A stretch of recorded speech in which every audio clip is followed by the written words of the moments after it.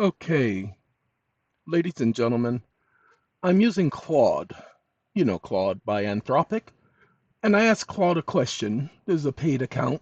And I said, Claude, did you know that in the United States all judicial officers are public servants? And this is what it says.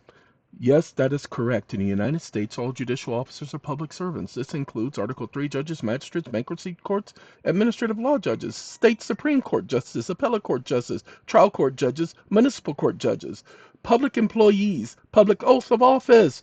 Look at that. Wake up. That means that the courts and the entire judicial branch of government for both state and federal level courts are public servants? Question mark.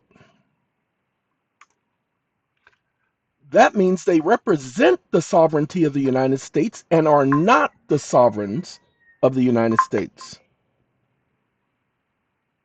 Question mark. Stop listening.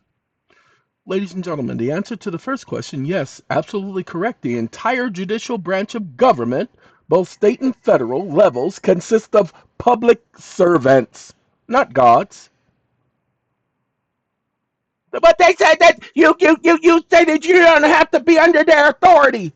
I didn't say that. The Constitution says they have no authority.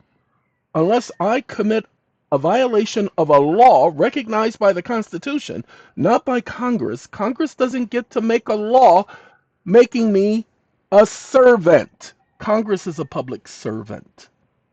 Congress cannot make a law abridging my right. Do you understand that?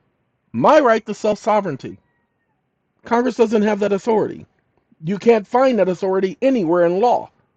Ta-da! Hold on. Let's find out what it had to say.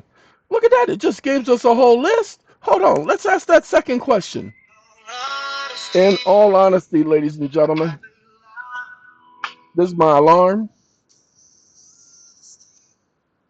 It hurts to see you cry. In all honesty, if I could do it all over again, I wouldn't. Because in all honesty, if I could, if I could, if I could, ladies and gentlemen, that's in all honesty. One of my favorites. That's why it's my ringtone for 6:34 in the a.m. Tuesday through Friday. Absolutely correct. Judicial officers represent the sovereignty of the United States, but they are not the sovereigns themselves. The constitutional foundation of sovereignty, the people are the sovereigns. Really? So how do these idiots get to operate and act like they're gods? How do they get to deny your right to petition the people, the government of the United States? See, the courts are not the government of the United States. The people collectively are the government of the United States. Shh! Do not ever tell that to nobody because they are not government officials. Wake up. Then it's a misnomer and a misleading statement that the branches of government are government, comma, the government of the United States is the people as a collective group, comma, the common community as stated by the Supreme Court, and not this so-called branch of government foundation. Exclamation mark. Stop listening. Ladies and gentlemen, I may have caused it some trouble right there because you see, I know it's thinking now. I done caused it some trouble. It may be malfunctioning. Whew, we gonna be here a minute because ooh, look at that definition of true government's essence. Uh-oh. Uh-oh. It's having a ooh, absolutely correct. Lord have mercy. How many times am I gonna be correct? I don't understand it. How is this possible? That the government of the United States is not the branches of government. There's no such thing. But Congress said it and the people said it. No, they didn't.